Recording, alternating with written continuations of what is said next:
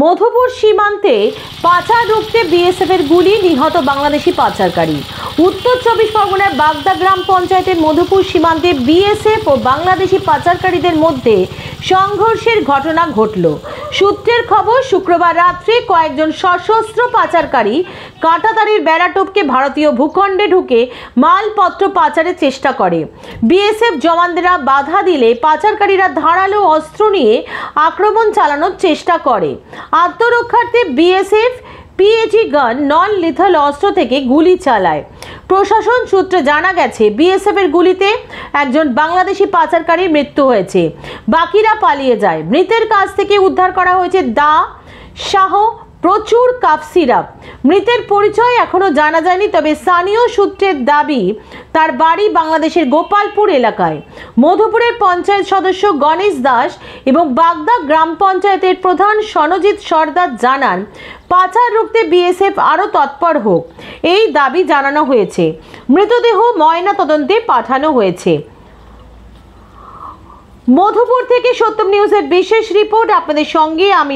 এখানে গ্রামে মধুপুর গ্রাম বর্ডার, তার কাটা আছে। বাংলাদেশের লোক এসেছিল তার কাটার এখানে, ইন্ডিয়ার লোক হয়তো মাল ফেলেছে।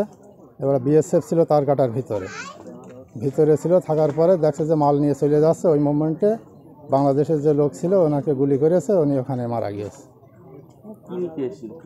কী মাল নিতে এসেছিল সঠিক জানি না, যে কোনো মানে 2 নম্বরই মালই হবে।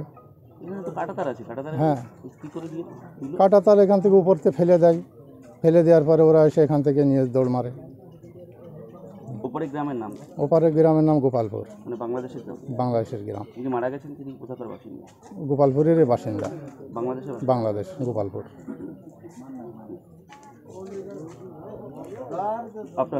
আমার নাম গণেশ দাস, আমি এই মধুপুর 59 পার্টের মেম্বার, পঞ্চায়েত সদস্য। নাম জানা গেছে? না, নাম জানি না সঠিক। দেখুন, মধুপুরে আমার যিনি নির্বাচিত প্রতিনিধি আছেন, মেম্বার, তার কাছে জানতে পারলাম যে গতকাল রাতে ভারতীয় ভূখণ্ডের এপার থেকে কোনো স্মাগলার ওপারে কোনো মাদক দ্রব্য ফেলেছিল, সেটাও পড়েছিল ভারতীয় ভূখণ্ডের ওখানে। ওপার থেকে বাংলাদেশ থেকে কোনো চোরা কারবারি তিনি এসেছিল সেই মালটা নেওয়ার জন্যে। তারপর বিএসএফের সঙ্গে হয়তো কোনো ধস্তাধস্তি হয়েছে, বা বিএসএফ নিশ্চিত করা সত্ত্বেও সে পালিয়ে যাওয়ার চেষ্টা করেছে। কী ঘটনা ঘটেছে রাত্রেবেলা বিএসএফের সঙ্গে তারাই যে বলতে পারবে। বিএসএফ বাধ্য হয়ে তাকে গুলি করে দিয়েছে। না, সেটা বাংলাদেশি, তো তার পরিচয় আমরা এখন পাইনি। সম্ভবত শুনছি যে বাংলাদেশের পরেই যে গ্রামটা গোপালপুর, সেই গোপালপুরের বাসিন্দা মনে হচ্ছে। আমি চাইছি যে বর্ডার এলাকায় এই দিনের পর দিন এরকম চোরা কারবার চলছে, এটা বিএসএফ বন্ধ করে দিক। বিএসএফ পারে সবটাই বন্ধ করে দিতে, বিএসএফ আরও বেশি তৎপর হোক, বন্ধ করে দিক। আপনার নাম? আমি প্রধান, বাগদা গ্রাম পঞ্চায়েত, সঞ্জিত সর্দার।